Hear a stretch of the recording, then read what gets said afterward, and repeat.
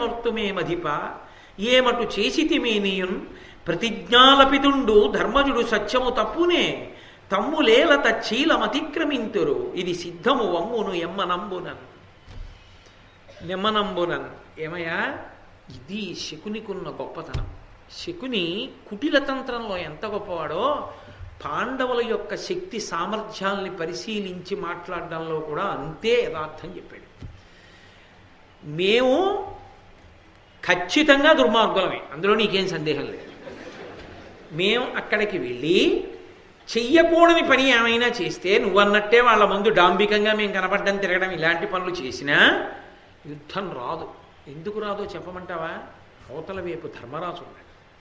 ధర్మరాజు చేయనివ్వడు. ఎందుకు చేయనివ్వడంటే ఇది రాజుకు తెలుస్తుందిరా, మనం అరణ్యవాసంలో ఉన్నవాళ్ళం, అరణ్యవాసంలో ఉండి యుద్ధాల జోలికి వెళ్ళకూడదు. కాబట్టి మనం ప్రశాంతంగా ఉండాలని మేము అవమానించే ప్రయత్నం చేసినా సహిస్తాడు తప్ప ఆయన మాత్రం యుద్ధానికి రాడు. ఇద్దరి చేతులు కలిస్తే కదా యుద్ధం వచ్చేది. ఆయనకి అంత సహనం ఉన్నప్పుడు యుద్ధం ఎక్కడి నుంచి వస్తుందయా? పిచ్చిరాజా, గుడ్డిరాజా? రాదు. కాబట్టి మా తెంపరితనం ఎంత ఉండని యుద్ధం రాదు. అవతలవాడు మంచివాడు కాబట్టి నువ్వు హాయిగా ఉండొచ్చు. ఇది ఆలోచించాడు. నిజమే, ధర్మరాజు మంచివాడు. ఆయన అరణ్యవాసం అజ్ఞాతవాసం పూర్తయిన తర్వాత మాట్లాడతాడు యుద్ధం గురించి మాట్లాడితే. ఇప్పుడు వీడు వెళ్ళి ఏదైనా డాంబికంగా ప్రదర్శన చేసినా ఆయన యుద్ధం జోలికి రాడు. వచ్చిన రాజ్యమే ధర్మరాజు పరిపాలించవలసినటువంటి స్థితిని కల్పించాడు. కాబట్టి తన వాళ్ళ మీద ఉన్న బలహీనత కన్నా తన తమ్ముడి పిల్లలకి ఉన్నటువంటి ధర్మం మీద నమ్మకం ఎక్కువ. ఎంత విచిత్రమో చూడండి. అది వాళ్ళ ధార్మిక నిష్ఠ అంటే పాండవుల్ని. కాబట్టి ఆయన అన్నాడు, ఆ శకుని చెప్పినటువంటి మాట విని కాసేపు ఆలోచించి సరే వెళ్ళండి, జాగ్రత్తగా వెళ్ళి క్షేమంగా తిరిగి రండి అన్నాడు. సరే, ఎప్పుడైతే ఈ మాట అన్నాడో ఇంకా చాలు కదూ, అనుమతి ఇచ్చేశారు కాబట్టి వీళ్ళదైన రీతిలో దాన్ని మలిచేసుకుంటారు. కాబట్టి ఇప్పుడు అంత ప్రహృష్టాత్ముడై లలితాంబరాభరణాంగరాగ విస్ఫురితమూర్తి నొప్పారి విభుడు సహోదరులను కర్ణగాంధారులను ప్రియ బాంధవులను సముచిత వాహన సైన్య సమేతులై కొలువంగ వెడలే ఉజ్వల విభూతి ఆందోళికాది వాహనముల తత్ప్రియ ప్రమదలు బహుసహస్రములు చనిరి కడగి పౌరులెల్ల గైసేసి పడతులు దారు నడచి అతి ముదంబుతోడ ప్రకట శకట వైశ్య పణ్యాంగనాది సంకులత నుల్లసిల్లె ఘోషయాత్ర. అది పెద్ద ఘోషయాత్ర కింద మార్చాడు దాన్ని. దుర్యోధనుడు వెంటనే ఏర్పాట్లు చేశాడు. అబ్బో, అద్భుతమైనటువంటి వస్త్రాలు కట్టుకున్నారు, చీనాంబరాలు భూషణాలన్నిటినీ పెట్టుకున్నారు. ఆ వెనకాతల కర్ణుడు, శకుని, తన తమ్ముళ్ళు 99 మంది, అపారమైనటువంటి సైన్యం, దానితో పాటుగా ఏనుగులు, గుర్రాలు, పల్లకీలు, వాహనాలు, తన భార్యలు, వాళ్ళందరికీ అలంకారాలు, వాళ్ళకి అలంకారం చేసుకోవడానికి కావలసిన వస్త్రాలు, భూషణాలు, పెట్లు, ముందు నడిచేటటువంటి పౌరులు, వైశ్యులు, ప్రధానమైనటువంటి ఆ నగరవాసులు, వీళ్ళందరితో కలిసి ఇంత ఆడంబరంగా ఒక పెద్ద ఊరిరిగింపు కింద ఘోషయాత్ర. అంటే దుర్యోధనుడు ఎంత వైభవంలో ఉన్నాడో ప్రకటనం చేసేటట్టుగా, తెలిసేటట్టుగా బయలుదేరి ఆ అరణ్యంలోకి వెళ్ళాడు, ద్వైతవనంలోకి వెళ్ళి అక్కడ వెళ్ళిన పని ముందు చూసినట్టు కనిపించాలి కదా. అందుకని ముందు ఒకసారి గోవుల్ని చూడ్డానికన్న పేరుతో అరణ్యంలోకి వెళ్ళారు. నానా సహస్ర సంఖ్యానంబులై సంతతానంద విగత భయత్వ లీల అక్కాననమున ఏ దిక్కు సూచిన అతి సంకులంబుగా కుంద శంఖ చంద్రహార నీహార డిండీర పటీర ముక్తాహార హీర సంకాశములను కాదంబ కాలేయ కాదంబిని నీలజాల తమాలికా సన్నిభములు ప్రౌఢ బంధూక పల్లవ భాసితములు వికచ కాంచన చంపక విస్ఫుటములు అయిన వర్ణంబులొప్ప నేత్రాభిరామ భంగినలరారు గోకదంబులకనియే. ఆ అరణ్యంలోకి వెళ్ళి ఆ ఆవుల యొక్క మందల్ని చూశాడు. మల్లెపూలు ఎలా ఉంటాయో, మంచు ఎలా ఉంటుందో, నురుగు ఎలా ఉంటుందో, చందనం ఎలా ఉంటుందో, నీలాలు ఎలా ఉంటాయో, బంగారు సంపంగి పువ్వులు ఎలా ఉంటాయో, మంకిన పువ్వులు ఎలా ఉంటాయో, చిగుళ్ళు ఎలా ఉంటాయో, అటువంటి రంగులు కలిగినటువంటి ఆవులు ముట్టి ఒక రంగుతో ఉంటే, ఆ ఒళ్ళు ఒక రంగుతో ఉంటే, శరీరం అంతా కూడా ఒక రంగుతో ఉంటే, ముఖం ఒక రంగుతో ఉండి రకరకాలైనటువంటి రంగులతో ఎంతో అందంగా ఉన్నటువంటి ఆవుల యొక్క మందలని దుర్యోధనుడు తన పరివారంతో కలిసి చూశాడు. చూసి ఆ గోవులన్నీ బాగున్నాయన్నాడు. గోపాల బాలుని పిలిచాడు. వాళ్ళందరికీ కూడా తగినటువంటి సత్కారం చేశాడు. అసలు ఒక పెద్ద రహస్యం ధృతరాష్ట్రుడు ఆలోచించనిది ఎక్కడ అంటే, ద్వైతవనంలో గోవుల్ని క్రూర మృగాలు కబళిస్తుంటే పాండవులు చూస్తూ ఊరుకుంటారా? అంతటి ధర్మమూర్తులు వాళ్ళు చూస్తూ ఊరుకోరు. వాళ్ళు చూస్తూ ఊరుకోరన్న విషయం ధృతరాష్ట్రుడికి ఎందుకు తట్టలేదు? వీళ్ళు ఘోషయాత్రకే వెడుతున్నారన్నది మాత్రం ఎందుకు తట్టింది అంటే, బాగా తెలుసు వెడుతున్నది గోవుల్ని రక్షించడానికి కాదు, వేటాడడానికి కాదు. యథార్థానికి వెడుతున్నది ఘోషయాత్ర, పాండవులను అవమానించడానికి. అది ఆయనకి ఇష్టమే, కడుపులో ఆయనకి ఇష్టమే. కాకపోతే అవమానించి క్షేమంగా వచ్చేయాలి, ఆ హద్దు దాటకుండా వచ్చేయాలి. ఎలాగో విండగా వద్దంటే వింటాడేంటి? ఇవాళ గోపాల బాలుడిని పంపించాడు, రేపు ఇంకోటి పంపిస్తాడు. మొత్తానికి మాత్రం అడ్డుపెట్టి వెళ్ళిపోతాడు. అది ఏదో తాను పెద్ద ధర్మానికి కట్టుబడిన వాళ్ళ ఆలోచించి మాట్లాడి పంపిస్తే కూడా వదిలిపోతుందిగా. తాను మంచివాడిని అనిపించుకుంటుండాలి, అందుకు మాట్లాడుతుంటాడు తప్ప నిజం తెలియక మాట్లాడిన వాడు కాడు. నిజం తెలిసి ఆలోచించాలంటే, ఎక్కడ పాండవులు ఉన్నారో అక్కడ గోవుల్ని క్రూర మృగాలు తింటాయా? తింటే ఇంద్రుడి దగ్గరికి వెళ్ళాడు, అస్త్రాలు తెచ్చాడు, ఇన్ని బాణపరంపరలు ఉన్నవాడు ఇన్ని చెప్పాడే, అర్జునుడు చాలడు క్రూర మృగాల్ని చంపడానికి, ఇంతమంది వెళ్ళాలా? ఆవుల్ని తింటుంటే వాళ్ళు చూస్తూ ఊరుకుంటారా అంత ధర్మాత్ములు? అంటే ఆంతరమనందు ధృతరాష్ట్రుడికి కూడా ఘోషయాత్రే ఇష్టం. కాబట్టి ఇప్పుడు అందరూ వెళ్ళారు, చూశారు, ఆ గోపాల బాలుడిని సత్కరించారు. ఆ తరువాత వీళ్ళందరూ కలిసి ఒక సరోవర ప్రాంగణానికి చేరుకున్నారు. వాళ్ళకి కావలసింది ఏమిటంటే, అక్కడ ధర్మరాజు పాండవులు ఎక్కడున్నారో వెతుక్కోవాలి. వాళ్ళు ఏదో చిన్న కుటీరంలో ఉంటారు కాబట్టి అందరూ కలిసి అక్కడికి చేరుకున్నారు. ఓ పెద్ద సరోవరం కనపడింది. దాని నిండా అరవిరిసినటువంటి తామర పూలు ఉన్నాయి, మంచి సువాసన. అందులో ఉండేటటువంటి ఆ పరాగము ఆ నీటిలో పడి ఆ నీరు సువాసనాభరితముగా ఉంది. తుమ్మెదలు రొద చేస్తూ ఆ తామర పూల మీద తిరుగుతున్నాయి. అంత అందమైనటువంటి సరోవరం పక్కన కూర్చుని బ్రాహ్మణుల యొక్క సహాయంతో ధర్మరాజు గారు సద్యస్కందము అనబడేటటువంటి ఒక క్రతువుని నిర్వహణ చేస్తున్నాడు. ఆ క్రతువు నిర్వహణ చేస్తున్నటువంటి ధర్మరాజు గారిని చూశాడు దుర్యోధనుడు. కాబట్టి పాండవులు ఇక్కడ ఉన్నారు, ఇక్కడే వాళ్ళందరూ మనని చూసి ఏడవాలి అని తన సైనికుల్ని పిలిచి అన్నాడు, అక్కడ శిబిరాలు వేయండి, నా స్త్రీలందరితో కలిసి వస్తాను, అక్కడ జలక్రీడలు ఆడతాను. సరోవరం అంటే తన భార్యలందరితో కలిసి జలక్రీడలు ఆడతాడు. అది చూసి ద్రౌపదీదేవి ఏడవాలి, వడిపిచ్చి. ఆవిడ నిన్ననే చెప్పింది, అసలు నా భర్త కన్నా అన్న మాట నా జీవితంలో ఉండదని చెప్పింది. కాబట్టి నేను జలక్రీడలాడడానికి, విహరించడానికి, వినోదం అనుభవించడానికి, పాండవులు చూసి ఏడవలసినంత వైభవాన్ని అక్కడ ప్రదర్శించడానికి గుడారాలు, వేదికలు నిర్మాణం చేయండి అన్నాడు. అందులో యుక్తాయుక్త విచక్షణ వాళ్ళకెందుకు? ప్రభువు చెప్తే ఆ పని చేస్తారంతే, వాళ్ళ ధర్మం వాళ్ళది, అది వాళ్ళ తప్పేం కాదు. కాబట్టి సైనికులు గబగబా సరోవరం పక్కన 4 రాటలు, గుణపాలు, గొడ్డళ్ళు అన్నీ పట్టుకుని వెళ్ళిపోయి గుడారాలు అవి కట్టేయడానికి సిద్ధపడిపోతున్నారు. సిద్ధపడుతుంటే అక్కడికి గబగబా కొంతమంది గంధర్వులు వచ్చారు. ఎందుకు ఇవన్నీ గుడారాలు వేస్తున్నారు, ఏమిటి అల్లరని అడిగారు. అడిగితే వాళ్ళు అన్నారు, వీరులు దుర్యోధనుడి సైన్యం అంది, మా ప్రభువు ఇక్కడ ఇవన్నీ కూడా వెయ్యమన్నాడు. ఎందుకు వెయ్యమన్నాడు అంటే, బలియుండా ధృతరాష్ట్ర సూనుడు మహాబాహుండు దుర్యోధనుండు అలగుండి కమలాకరంబునను క్రీడార్థంబు కౌతూహలం వెలయంగా ప్రియకామినీ సహితుడై ఏతించుచున్నాడు. మీర్వులది ఇందుండ తొలంగి పొండనువుడున్ వారుద్ధత క్రోధులై. ఆ గంధర్వుల్ని చూసి ఎవరనుకుంటున్నారు? మహాబలవంతుడు, ధృతరాష్ట్రుని యొక్క కుమారుడు, విశేషమైనటువంటి బాహుబలం ఉన్నవాడు దుర్యోధనుడు, చాలా గొప్పవాడు, చక్రవర్తి. ఆయన తన భార్యలతో కలిసి ఈ సరోవరంలో జలక్రీడలు ఆడబోతున్నాడు, బయలుదేరి వస్తున్నాడు. అందుకని ఇక్కడ ఏర్పాట్లన్నీ చేస్తున్నాం, ఇక్కడ ఆయన వినోదిస్తాడు, అందుకని ఇక్కడ ఎవరు ఉండడానికి వీల్లేదు, పొండి పొండి పొండి పొండి అన్నారు ఆ గంధర్వులు. అంటే వాళ్ళు అన్నారు, పొండి పొండి అంటే ఏంటి, అది ఎవరిదనుకుంటున్నావు? ఆ సరోవరం చిత్రసేనుడని మా నాయకుడు గంధర్వుడు, ఆయనది ఆ సరోవరం. ఆయన తన భార్యలతో జలక్రీడలు ఆడతాడు. కాబట్టి ఇక్కడికి దుర్యోధనుడో దుశ్శాసనుడో ఎవరో వచ్చి జలక్రీడలాడేది కాదు ఆ సరస్సు. కాబట్టి మీరు ఇక్కడ ఉండకూడదు, వెళ్ళిపోండి అన్నారు. మాట పెరిగింది. మాట పెరిగితే ఏమవుతుంది? యుద్ధం ప్రారంభమైంది. మరి రాజుగారి ఆజ్ఞ నిర్వర్తించాలి. వాడు రాటేస్తాడు, వీడు రాట పీకుతాడు. పీకితే ఏమవుతుంది? గొడవ వస్తుంది. గొడవ వస్తే ఏమవుతుంది? కొట్టుకుంటాడు. కొట్టుకుంటే ఏమవుతుంది? యుద్ధం జరుగుతుంది. కాబట్టి ఇప్పుడు యుద్ధం ప్రారంభమైంది. యుద్ధం ప్రారంభమైంది అనగానే ఇందులో కొంతమంది యుద్ధం చేసేవాళ్ళు ఉంటారు. ఇందులో చమత్కారం ఏమిటంటే యుద్ధం మనమే గెలిచేసి రాటలు పాటేసి శిబిరాలు వేసేస్తే అది దుర్యోధనుడికి వెళ్ళి చెప్తే ఇలా తీసి హారం ఇస్తాడు.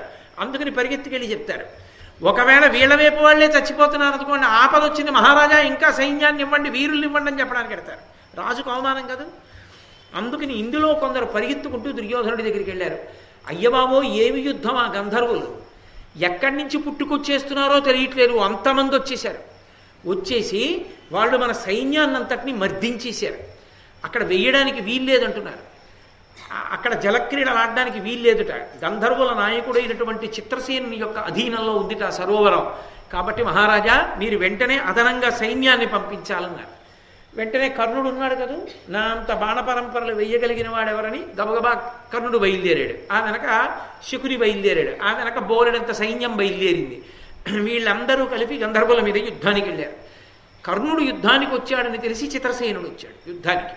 వచ్చి ఆయన మాయాయుద్ధ కోవిదుడు, ఎదురుగుండా కనపడుతూ యుద్ధం చేయడు. శ్రీరామాయణంలో ఇంద్రజిత్ ఎలా యుద్ధం చేస్తాడో ఈయన కూడా అలాగే ప్రచ్ఛన్న యుద్ధం, అంటే కంటికి కనపడకుండా బాణాలు వేస్తాడు.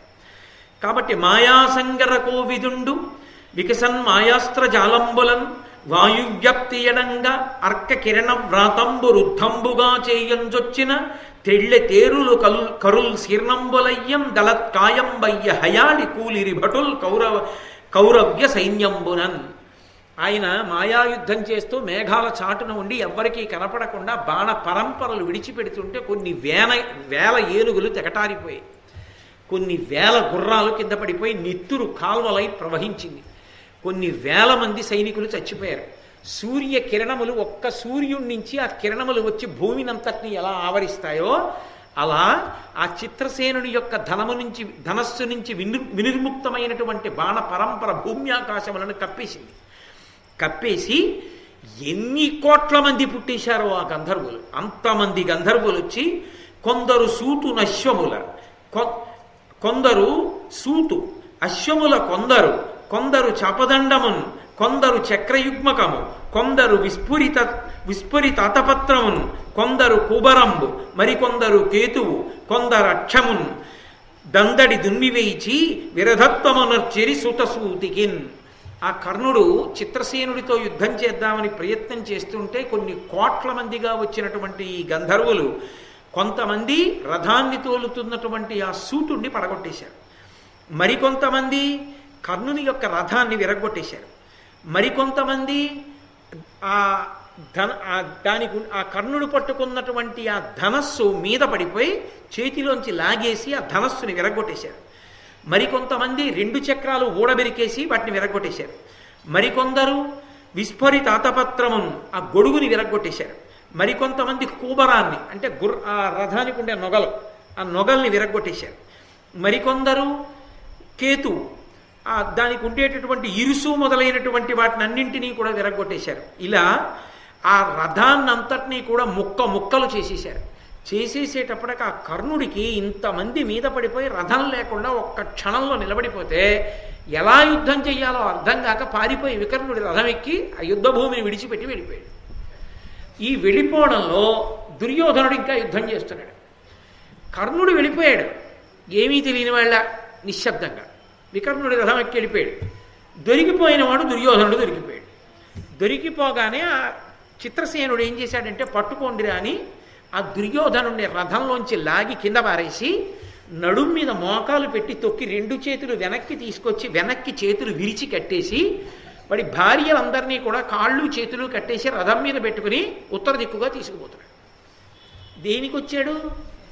పాండవులను అవమానిద్దాం. ఇంకా శిబిరమే వేయలేదు. చేతులు కాళ్ళు కట్టి చావగొట్టి పట్టుకుపోతున్నాడు. ఇప్పుడు చిత్రం ఏమిటంటే అంతఃపురంలో చేసినటువంటి కుట్రని గంధర్వులు భేదించారు. గంధర్వుల్ని ఎవరు పంపారు? ఎదర తెలుస్తుంది. అంటే ఎవరు ధర్మాన్ని పట్టుకున్నారో వాళ్ళకి దేవతల యొక్క అనుగ్రహం ఉంటుంది. కాబట్టి ఇప్పుడు ఆ మిగిలిపోయినటువంటి సైనికులు గబగబా ధర్మరాజు గారి దగ్గరికి పరిగెత్తారు. ఘనబాహ ఘన ఘన బాహాబల దుర్నివార మహిమన్ గంధర్వ వీరుల్ సుయోధను తత్కాంతల తత్సహోదరుల బంధప్రాప్తులం చేసి గైకొని వేపోవుచునున్నవారదే రిపుక్షోభంబు గావించి నీ అనుజవ్రాతము కావవే కరుణ నిండారంగరాజోత్తమ.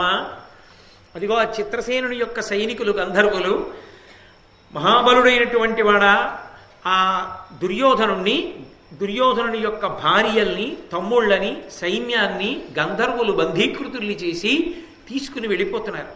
కాబట్టి ఓ ధర్మరాజా, నీ తమ్ముడు కదా, జ్ఞాతి కదా, నువ్వు జోక్యం చేసుకుని కాపాడవద్దా, రక్షించవయ్యా అని వాళ్ళు ప్రార్థన చేశారు. వెంటనే పక్కనే నించునున్నాడు భీముడు. ఆయన అన్నాడు, మనకు చులకనయ్యే మనము చేయు పనియుం గంధర్వవరులు కూడి తగవనర్చిరింత లెస్సయమును ఏ భారమును లేక ఊరకుండా మనలను ఉందే చేయము. చేయవలసిన పని గంధర్వులు చేశారంటారు. అందుకే కాగల కార్యం గంధర్వులు చేశారంటారు. అది భీమవాక్కు. భీముడు అన్నాడు, ఎంత గొప్ప మాట విన్నాం ఇవాళ. బ్రహ్మగారి నాళ్ళకో తెలివైన పని చేశాడు. మన చేతికి మట్టి అంటుకోలేదు, యుద్ధానికి ఎడతాం అంటే 13 ఏళ్ళు అవ్వలేదు, 13 ఏళ్ళు అవ్వలేదు అనేవాడు అన్నయ్య. 13 ఏళ్ళు మనం యుద్ధం చెయ్యక్కర్లేదు, చంపక్కర్లేదు, వాడే పోయాడు, గంధర్వులు పట్టుకుపోయాడు. కాబట్టి పోయిందిగా, అక్కడతో ఆ పీడ వదిలిపోయింది. ఇక మనదే రాజ్యం అన్నయ్య, యుద్ధమే లేదు. ఎంత సంతోషకరమైన వార్త. జబ్బలు తరచుకు పొంగిపోతున్నాడు.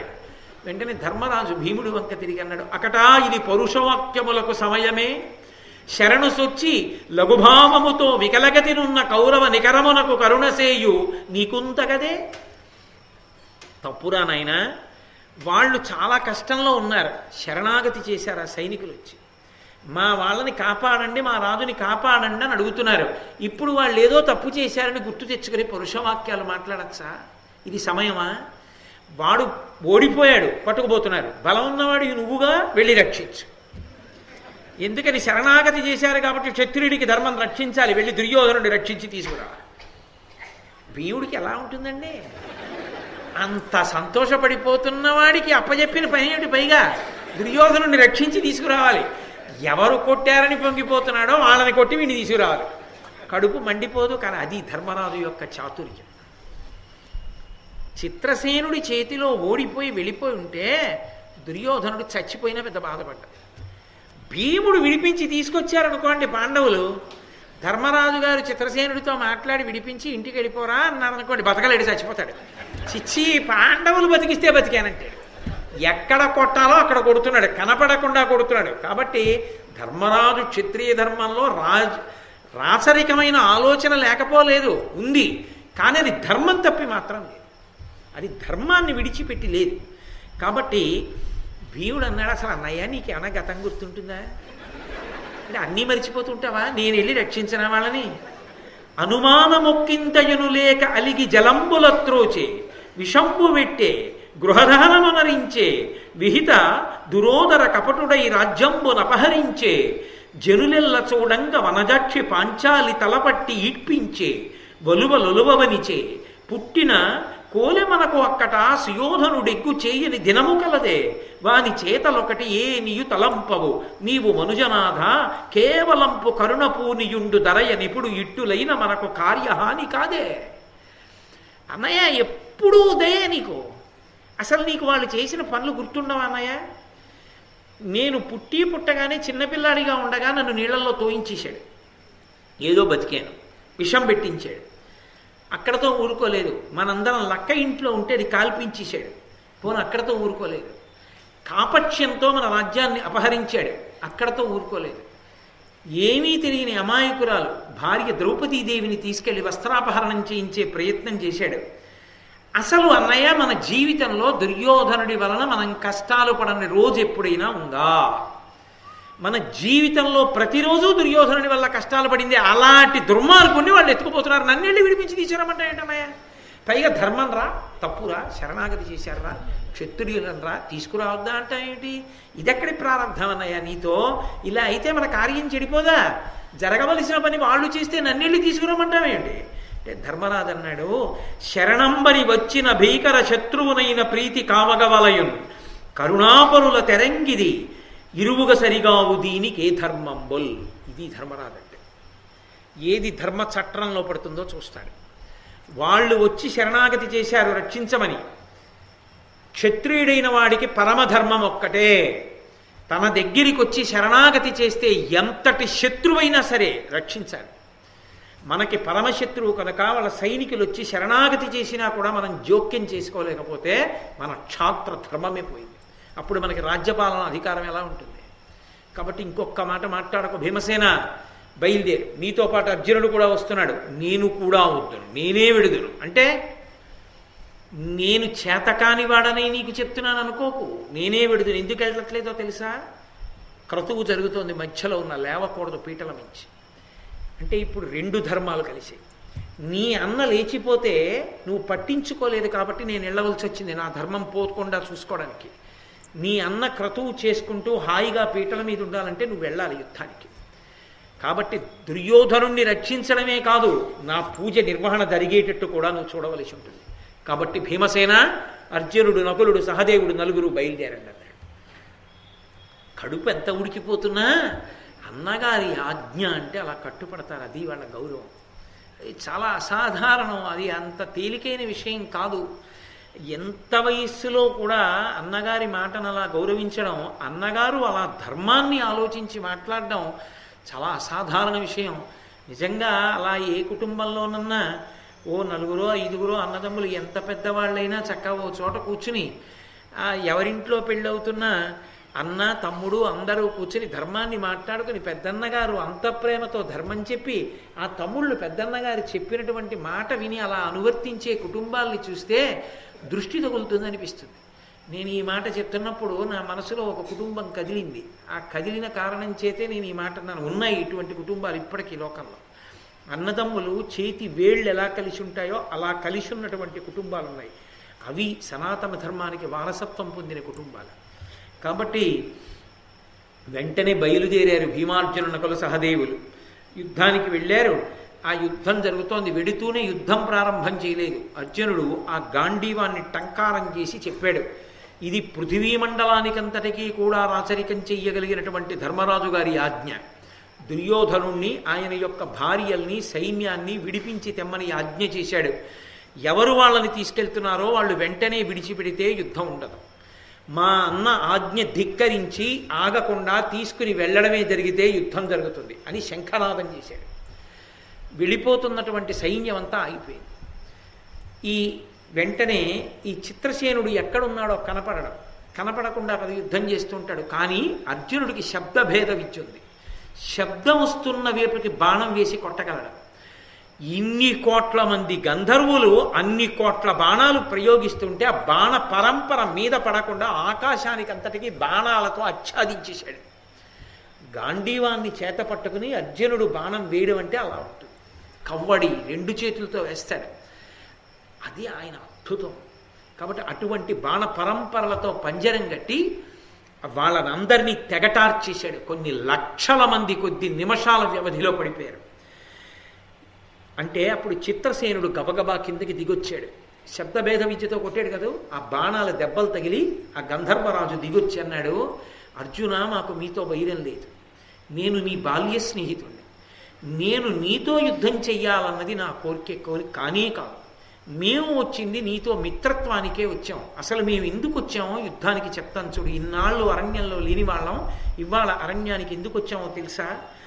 ఈ దురాత్ముడు మిమ్ము ఈ వనంబునన్ నితాంతాయాస పీడితులైన వారి పరమధర్మాత్ముల భార్యాసమేతుల అపహసింప తలంచి అరుగుదించి ఇంతయు నెరిగి సురేంద్రుండు కలుషించి అనుజవధూ సహాయాన్వితముగా పాపవర్తను వీని పట్టి తెమ్మని నన్ను బలిచిన వచ్చితి పార్థ వినవే.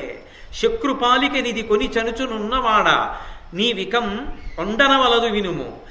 మత్సకుండవు కావున మత్సరంబు అలుకయును లేదు నీ దశ అనఘనాకు. నేను నీకు స్నేహితుణ్ణి, నీ మీద నాకు కోపమూ లేదు అర్జున. నీతో యుద్ధం చేయాలన్న కోరిక నాకు లేదు. ఎందుకు వీడి మీద యుద్ధం చేసి వీడిని బంధించానో తెలుసా? వీడు చాలా దుష్టమైన పన్నాగం పన్నాడు. ఇంత పరివారంతో అరణ్యానికి ఎందుకు వచ్చాడో తెలుసా? నిజంగా గోవుల్ని కాపాడడానికి వచ్చిన వాడు కాడు. కేవలముగా అరణ్యవాసం చేస్తున్నటువంటి మిమ్మల్ని బాధ పెట్టాలని, అవమానించాలని ధర్మాన్ని పట్టుకున్నటువంటి మీ జోలికొచ్చి మీ ముందు తన డాంబికాన్ని, దర్పాన్ని, తనకున్నటువంటి వైభవాన్ని ప్రకటించడం కోసం వచ్చాడు. ఇలా వస్తున్నాడన్న విషయాన్ని ఇంద్రుడు కనిపెట్టాడు. దేవతలకు తెలియదు, దేవతలకు తెలుస్తుంది. ఇంద్రుడు కనిపెట్టి ధర్మాత్ములైన వారు పాండవులు, ధర్మాత్ములైన పాండవుల మనసు బాధపడేటట్టుగా ప్రవర్తించడానికి వెడుతున్నాడు కాబట్టి వీడిని పట్టి బంధించి నా దగ్గరికి తీసుకురండి అన్నాడు. అందుకొచ్చి యుద్ధం చేసి ఈ దుర్మార్గుణ్ణి పట్టి బంధించాను, అందుకు తీసుకెడుతున్నాను. నీతో నాకేమీ వైరం లేదు కాబట్టి మమ్మల్ని విడిచిపెడితే మేము ఈ దుర్యోధనుడిని తీసుకుని ఇంద్రుడి దగ్గరికి ఎడతామన్నాడు. నోట మాట కంటి చూపు లేకుండా వెనక్కి చేతులు పెడరెక్కలు విరిచి కట్టేస్తే చూస్తున్నాడు అర్జునుడి యొక్క యుద్ధ వైభవాన్ని. అక్కడే నించునున్నాడు భీముడు, నకులుడు, సహదేవుడు. అప్పటిదాకా యుద్ధం చేసి ఓడించారు గంధర్వులందరినీ. అర్జునుడు అన్నాడు, ఇంద్రుడు ఏం చెప్పాడో పక్కన పెట్టు, ఇంద్రుడు ఏం చెప్పినా కూడా అనవసరం. మా అన్న ధర్మరాజు చెప్పిందే జరగాలి. మా అన్న ధర్మరాజు నాతో ఏం చెప్పాడంటే, ఒరేయ్ వెళ్ళి మన జ్ఞాతి, మన సోదరుడు, బయట వాళ్ళు ఎంతమంది వచ్చినప్పుడు మనమందరం అన్నదమ్ములం, మనలో మనం ఎన్నైనా దెబ్బలాడుకోవచ్చు, కానీ బయటి శత్రువులు వచ్చినప్పుడు అన్నదమ్ములం ఒక్కటి, జ్ఞాతులం అలా దెబ్బలాడుకోకూడదన్నాడు. కాబట్టి మా అన్న మాట నిలబడాలి. మా అన్న మాట నిలబడాలి అంటే ఈ దుర్యోధనుడిని తీసుకుని నువ్వు ముందు ధర్మరాజు గారి దగ్గరికి రా. మా అన్నయ్య ఎలా నిర్ణయం చేస్తే అలా చెయ్యి. ధర్మరాజు గారి నిర్ణయానికి కట్టుబడిన వాడు ఎవరు ఉంటాడు? ఓడిపోయిన వాడు మాట వినద్దు. కాబట్టి చిత్రసేనుడు అన్నాడు, తప్పకుండా నేను అలాగే బయలుదేరి మీ అన్నయ్య దగ్గరికి వస్తాను పద. వీడినేం కట్లిప్పలేదు, అలాగే కట్టేసి ఉంచారు. కట్టేసి ఉంచి తీసుకొచ్చారు. కూర్చునున్నాడు ధర్మరాజు పర్ణశాలలో. చక్కగా వెనక్కి వచ్చి భీమార్జునుల నకుల సహదేవులు నిలబడ్డారు. ద్రౌపదీదేవి నిలబడింది. వీళ్లకుంటాయేమో వెర్రిబుర్రి వేషాలు, వాళ్ళకుండవు. వాళ్ళేమి అవమానించడమో, చూపుల చేత అవమానించడమో అటువంటి పనులు వాళ్ళు చెయ్యరు. చిత్రసేనుడు దుర్యోధనుడిని తీసుకొచ్చాడు, కట్లతో నించోబెట్టాడు. నించోబెట్టగానే ఆ చిత్రసేనుడికి స్వాగత మర్యాదలు చేసి ధర్మరాజు గారు అన్నాడు, నాయన చిత్రసేన, ఇతను మాకు సోదరుడు, చాలా అదృష్టం. ఇతని భార్యలు, తమ్ముళ్ళు, ఆ మంత్రులు చచ్చిపోకుండా బతికారు. ఈ మాటలు దుర్యోధనుడికి సంతోషమా, ఏడవడమా? ఇందులో ధర్మరాజు గారు అబద్ధాలు ఏం మాట్లాడటం లేదు. అంటే నిజంగా పంపించాడా లేదా రక్షించమని? అప్పటికే వీడు చచ్చిపోయి ఉంటే మాకు మాట దక్కేది కాదు, జ్ఞాతిని రక్షించామని. మా అదృష్టం వీడు ఇంకా బతికున్నాడు, వీడి తమ్ముళ్ళు బతికున్నారు కాబట్టి మా తమ్ముళ్ళు బతికున్నట్టు, మా మరదళ్ళు బతికున్నారు కాదు, మంత్రులు కూడా బతికున్నారు. ఎవరు? దుష్టాలోచనలు చెప్పేవాళ్ళు బతికున్నారు. దీని పర్యవసానం ఏమిటో తెలుసుకున్నారు కాబట్టి వీడన్నా వినడం మానేయాలి, వాళ్ళు చెప్పడం అన్నా మానేయాలి. ఇప్పుడు వీళ్ళందరూ బతికున్నారు, చాలా సంతోషం. మీరు దయ చూపించారు కాబట్టి మా కుటుంబానికి కీడు కలగలేదన్నాడు. మీరు దయ చూపించారు కాబట్టి మా కుటుంబానికి కీడు కలగలేదంటే నిజంగా ధర్మరాజు గారికి ఏమైనా అయిందా? అవలేదు. మా కుటుంబం అని చెప్పి జ్ఞాతి కుటుంబాన్ని తన కుటుంబంతో కలుపుకుని తన పెద్దనాన్న బిడ్డలు కనుక స్వయంగా తన తోడ పుట్టిన వాళ్ళగానే భావించి అంత ప్రేమని వ్యక్తం చేసి ధర్మరాజు గారు మరింత పైకెక్కి నిలబడ్డాడు. ఆయనకి ఇబ్బంది రాలేదు. కానీ ఆయన ఇంత బ్రతిమాలి, ఇంత గౌరవంగా మాట్లాడి తనని విడిపిస్తున్నాడు. అటువంటి వాణ్ణి అవమానించడానికి తాను వచ్చాడు. బతికినట్ట చచ్చినట్ట? ఎవరిని అవమానిద్దామని వచ్చాడు? ఎవరి ముందు డాంబికం ప్రదర్శిద్దామని వచ్చాడు? ఎవరి దగ్గర అవమానపడ్డాడు? ఎవరి దగ్గర కాళ్ళు చేతులు కట్టేసి నించున్నాడు? పెద్ద భూషణాలు పెట్టుకుని చీనాంబరాలు పెట్టుకుని జలక్రీడలాడి ద్రౌపదీదేవితో సహా అందరినీ అవమానిద్దామనుకున్నాడు. అటువంటి వాణ్ణి కాళ్ళు చేతులు కట్టేసి ఓ గుంజ కట్టేసి తీసుకొచ్చారు రథం మీద. ఎవరు అవమానపడ్డారు ఇప్పుడు? కాబట్టి ధార్మిక సంకల్పములకు దేవతల యొక్క అనుగ్రహాలు ఉంటాయి, అధార్మికమైన సంకల్పములకు దేవతల యొక్క అనుగ్రహం ఉండదు. ఎంతలో ఎంత జరిగి ఓడలు బళ్ళైపోయాయో, బళ్ళనుకున్నవి ఓడలుగా నిలబడ్డాయో కనపడుతోందిగా. కాబట్టి మీకు నా హృదయపూర్వకమైనటువంటి కృతజ్ఞత. ఇంకొక మాట, ఇతను మా తమ్ముడు ఈ దుర్యోధనుడు మీకేమైనా అపచారం చేసి ఉంటాడు. వద్దురా అంటుంటే పందిళ్ళేస్తానన్నాం, వద్దురా అంటే యుద్ధానికి రావడం, ఇలాంటివి. అతని తరపున నేను అడుగుతున్నాను, క్షమించండి. ఇంటి పెద్దవాడు కదా, మరి ఇప్పుడు ఇంటి పెద్దవాడిగా నేను క్షమార్పణ అడుగుతున్నాను. ఎవరి కోసం ఎవరు అడుగుతున్నారు? ఎవరిది ఔదార్యం? మరి యుద్ధం జరిగి గంధర్వులు కూడా మరణించారుగా, గంధర్వులకి దెబ్బలు తగిలాయిగా. మా వాడి తెంపరతనానికి మీరు ఇబ్బంది పడ్డారు నిజమే, మీరు దేవలోకానికి తీసుకెళ్ళి విచారణ చేస్తామనొచ్చు నువ్వు, కానీ నా మొహం చూసి వదిలేయండి అయ్యా. కాబట్టి నేను క్షమార్పణ అడుగుతున్నాను మిమ్మల్ని. కాబట్టి ఈ మాటలు చెప్తే ఇది చిత్రసేనుడికి ఒకలా అర్థం అవుతోంది. ధర్మరాజు గారి ధర్మం నిలబడింది, ఒకడు బతికి చచ్చిపోతున్నాడు ఆ మాటలకి. వాడిని కత్తితో పొడి చేస్తే తేలిగ్గా చచ్చిపోతాడు సంతోషంగా. ఈ మాటలకి వాడు చచ్చిపోయిన చావు సామాన్యమైంది కాదు. రేపు విందులు గాని ప్రాయోపవేశం చేశాడు ఏకంగా వెళ్ళి. ఛీ, పాండవులు బతికిస్తే బతికిన బతుకు రే బతకనే నేనే చచ్చిపోతానన్నాడు. నిద్రే పోలేదు, అంత ఏడిచాడు, అన్నపానాలు ముట్టుకోలేదు. వచ్చినప్పుడు ఎంత డాంబికంగా వచ్చాడో, ఇంటికి వెళ్ళేటప్పుడు మధ్యలోనే ధర్మరాజు గారిలో పాకేసి కూర్చున్నాడు లోపలికి వెళ్ళి పడుకుని. నేను బతకనన్నాడు. ఎందుకు వచ్చిన అక్కర్లేని ఘోషయాత్ర? కాబట్టి ఇన్ని మాటలు చెప్తే ఆ చిత్రసేనుడు కాదనలేక ఆ దుర్యోధనుణ్ణి అతని యొక్క పరివారాన్ని అంతటినీ కూడా విడిచిపెట్టేసి పాండవుల దగ్గర వీడ్కోలు తీసుకుని స్వర్గలోకానికి వెళ్ళిపోయి అంతా కూడా దేవేంద్రుడికి చెప్పాడు. దేవేంద్రుడు మరి తను చెప్తే కదా వెళ్ళాడు చిత్రసేనుడు. ఎంతరో గంధర్వులు చచ్చిపోయారుగా అర్జునుడి బాణ పరంపరలకి. ఆయన వచ్చి ఒక్కసారి అమృత వర్షం కురిపించాడు. కురిపించగానే మళ్ళీ గంధర్వులందరూ బతికేశారు.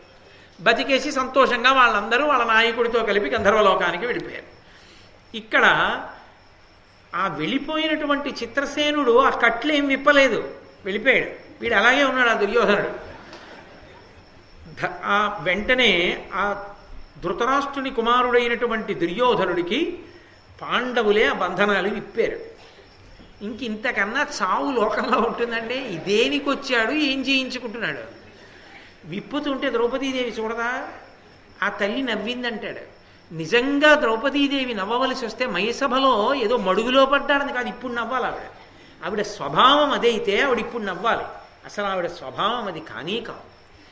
అది 1కి 10 మార్లు ఎక్కడ ఎలా తనకి కావాలో అలా అనుగుణంగా చెప్పాడంతే. ఆవిడ మహాసాధ్వి.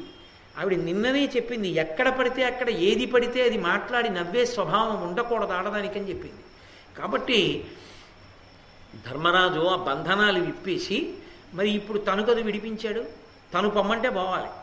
అందుకని అన్నాడు, ఎన్నడు ఇట్టి సాహసములింకనునర్పకుమయ్య దుర్జనుండన్నున సాహసక్రియల యందు కడంగి నశించు కావునన్ గ్రన్నన తమ్ములం దొరల గైకొని ఇమ్ముల బొమ్ము వీటికి సన్నుత దీని కొండొక విషాదము బొంకకుమీమనంబునన్. ఇందులో దుర్యోధనుడు ఏడవడానికి కావలసిన సరుకంతా పెట్టాడు. పైకి పరమధార్మికంగా ఉంది. అది కావాలని అలా మాట్లాడాడు ధర్మరాజని మీరు అనుకోకూడదు. అలా అయితే రెండు అర్థాలు ఉన్నప్పుడు పద్యానికి ఒకటి స్వభావం చేత దుర్యోధనుడు అలా భావన చేస్తాడు తప్ప ధర్మరాజు గారు అందుకోసం మాట్లాడాడడానికి వీల్లేదు. ఆయన అన్నాడు, ఎన్నడు ఇట్టి సాహసములింకనునర్పకుమయ్యా. ఇలాంటి సాహసాలు దుందుడుకుగా ఎప్పుడు చెయ్యకు. ఎందుచేత అంటే దుర్మార్గులైనటువంటి వాళ్ళు, దుర్జనులైనటువంటి వాళ్ళు యుక్తాయుక్త విచక్షణ లేకుండా ఎక్కడ ఏం చెయ్యొచ్చో ఏం చెయ్యకూడదో ఆలోచించకుండా సాహసాలు చేసి మడిసిపోతూ ఉంటారు. కాబట్టి సాహసం జోలికి వెళ్ళకూడదు. కాబట్టి ఇప్పుడు నీ తమ్ముళ్ళని నీ పరివారాన్ని తీసుకుని వెళ్ళిపో. ఇదే మనసులో పెట్టుకుని ఊరికే ఖేద పడిపోకు, మరిచిపో. కానీ ఆయన స్వభావం ఏది? అతను అభిమానధనుడు. అలా ఖేదపడకుండా వాడు ఒక్కనాటికి ఉన్నాడు. వాళ్ళు ఓడించేసి ఎత్తుకుని తీసుకెళ్ళిపోయి గద పెట్టి నిలువున బాధేసి చంపేసిన సంతోషంగా చచ్చిపోతాడు. పాండవులు బతికిస్తే బతకడానికి మాత్రం వాడు ఒప్పుకోడు. అది ఆ మత్సరం అటువంటిది. కాబట్టి నువ్వు ఇది మనసులో పెట్టుకుని ఊరికే ఏడవకుసుమా అని ధర్మరాజు గారు చెప్పింది ఎంత ఏడవలసిన విషయమోగా బాగా కనపడింది దుర్యోధనుడికి. ఇలాంటి పనులు దుర్మార్గులు చేస్తారు, చెయ్యకే అంటే తను దుర్మార్గుడే కదా, అందుకే కదా యుక్తాయుక్త విచక్షణ లేకుండా ఎక్కడ ఏది చేయకూడదో అది చేయడానికి వచ్చాడు. చెప్పకుండానే చెప్పాడా లేదా ధర్మరాజు? ఆయన మంచి మనసుతోనే చెప్తున్నాడు, కానీ అన్వయం అలాగే అవుతోంది కదా దుర్యోధనుడి స్వభావానికి. ఇదిగో నీ తమ్ముళ్ళని భార్యల్ని ఈ పరివారాన్ని తీసుకుని పో ఇంటికి. అంటే ఇప్పుడు పో ఇంటికని చెప్పి ఎవరంటే పోతున్నాడు? ధర్మరాజు చేయి చూపిస్తే పోతున్నాడు. నిజంగా ఆ ధర్మరాజే కక్ష తీర్చుకోవాలనుకుంటే ఎంతసేపు?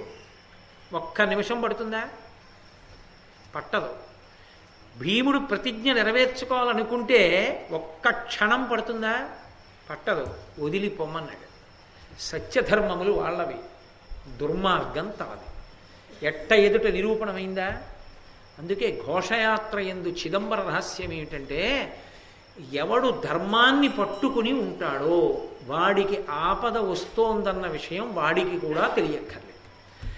ధర్మాన్ని పట్టుకున్న వాడికి ఆపద వస్తుంటే ఆ ఆపద ధర్మాన్ని పట్టుకున్న వాడికి రక్షణగా ఎలా మారిపోవాలో, యువతల వాడి యొక్క వైభవం ఇంకా ప్రకాశించడానికి వీలుగా సంఘటన ఎలా జరగాలో దాన్ని దేవతలు నిర్ణయం చేస్తారు, దేవతలు అనుగ్రహిస్తారు. లేకపోతే ఇంద్రుడు గంధర్వుడిని ఎందుకు పంపాడు?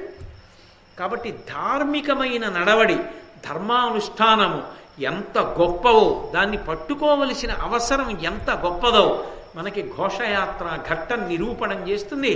సరే, పాండవులు సంతోషించారు. దేనికి అంటే తమ ధర్మము తమకి నిలబడింది. క్షత్రియ ధర్మానికి ధర్మరాజు గారు నిలబడ్డాడు. అన్నగారి మాటకి కట్టుపడతాడు. ఇంత కోపం ఉన్నవాడు కూడా భీమసేనుడు. తమ్ముళ్ళంటే తమ్ముళ్ళే, వాళ్ళ ధర్మం వాళ్ళది, అగ్రజుణ్ణి గౌరవించడం వాళ్ళ ధర్మం. కాబట్టి ఇంత సంతోషించారు. ఎవడు ప్రగల్భాలు పలుకుతున్నాడో, ఎవడు అవసరం వచ్చినప్పుడు జారిపోతాడో కూడా ఘోషయాత్ర బయటపెట్టింది. నీకెందుకు అర్జునుడిని చంపేస్తానంటాడు కర్ణుడు. నీకెందుకు, నీలాంటి వాడు ఎక్కడున్నాడు, నేను పక్కన ఉన్నాను కదా అంటాడు. తీరా తన రథం విరిగిపోయేటప్పటికి దుర్యోధనుడు ఏమవుతున్నాడో కూడా చూడకుండా వికర్ణుడు రథం ఎక్కిడిపోయాడు. మళ్ళీ ఎప్పుడు వచ్చాడో తెలుసా? దారిలో వెడుతున్నప్పుడు పర్ణశాల వేసుకుని లోపల దుర్యోధనుడు ఏడుస్తుంటే అప్పుడు వచ్చాడు. కాబట్టి అవసరానికి అక్కరకి రాకుండా ఉత్తినే ప్రగల్భాలు పలుకుతూ రెచ్చగొట్టేటటువంటి వాళ్ళ సహవాసం చేసి ధర్మాత్ములైన వారి జోలికి వెళ్ళి మనం ఏదో సాధించగలం అనుకోవడం ఎంత ప్రమాదకరమో. ఒబ్బేస్తే ఉబ్బిపోయి సరి అయిన విచక్షణాజ్ఞానం లేకుండా, ఆలోచన లేకుండా తొందరపడిపోవడం ఎంత ప్రమాదకరమో. డాంబికాలు పలికేటటువంటి వాళ్ళ మాటలన్నీ నిజాలనుకోవడం, వాళ్ళ శక్తిని సరి అయిన విచక్షణతో ఆలోచించకపోవడం ఎంత ప్రమాదకరమో. తాను పైకి మంచి మాటలు మాట్లాడినట్టుగా నమ్మించి భీష్మద్రోణాదుల్ని కొడుకుని లోపల ఒక ఉద్దేశానికి పంపిస్తే, తన బండారం, తన లోపల ఉన్నటువంటి కల్మషమైనటువంటి మనస్సు చిట్ట చివరానికి ఇంకా ఏడవడానికే పనికొచ్చి పాండవుల యొక్క ప్రతాపం ఎంతటితో తలుచుకుని ఏడవలసిన అవసరం ధృతరాష్ట్రుడికి ఇంకా పెంచింది ఇప్పుడు ఘోషయాత్ర. కాబట్టి రాజ్యాన్ని పరిపాలిస్తున్నారేమో కానీ సంతోషంగా ఉండగలరా, సుఖంగా ఉండగలరా? అరణ్యంలో ఉన్నారేమో కానీ వాళ్ళ సంతోషానికి లోటు వస్తుందా? కాబట్టి ఒక్క ఘోషయాత్ర ఘట్టం ఇన్ని విశేషాల్ని నిరూపణం చేసింది. కాబట్టి పాండవులు సంతోషంగా ఉన్నారు, ధర్మము జయించింది, దేవతానుగ్రహం కలిగింది అన్న మంచి మాట దగ్గర ఇవాల్టి ఘట్టాన్ని పూర్తి చేస్తూ రేపటి రోజుటి ఘట్టాన్ని, చాలా విశేషమైనటువంటి ఘట్టం, మహాభారతంలో ఒక అద్భుతమైన మలుపు. ఎందుకంటే ఇది జరిగిన తరువాత ఇక దుర్యోధనుడు యుద్ధానికి వెళ్ళకూడదు, ఇక నమ్మకూడదు కర్ణుడిని. కానీ ఏ మలుపు తిరగడం వల్ల దుర్యోధనుడు బతకడానికి ఒప్పుకున్నాడు, ఏ మలుపు తిరగడం వల్ల మళ్ళీ కర్ణుడిని నమ్మాడు, ఆ మలుపు మహాభారతంలో ఎక్కడుంది, అంత పెద్ద మలుపు ఎలా జరిగిందన్న రహస్యాన్ని మనకి వ్యాసుల వారు రేపు బయట పెడతారు. కాబట్టి రేపు సాయంకాలం మళ్ళీ 6:30 కలుసుకొని కృష్ణ పరమాత్మ పలికించినంత మేర పలుకుతాను. మంగళాశాసనపరై మదాచార్య పురోగమై సర్వైశ్చ పూర్వైరాచార్యై సత్కృతాయాస్తు మంగళం. మంగళం కోసలేంద్రాయ మహనీయ గుణాత్మనే చక్రవర్తి తనూజాయ సర్వభౌమాయ మంగళం. ఉమాకాంతాయ కాంతాయ కామితార్థప్రదాయినే శ్రీగిరీశాయ దేవాయ మలినాథాయ మంగళం. సర్వం శ్రీ ఉమామహేశ్వర పరబ్రహ్మార్పణమస్తు. స్వస్తి.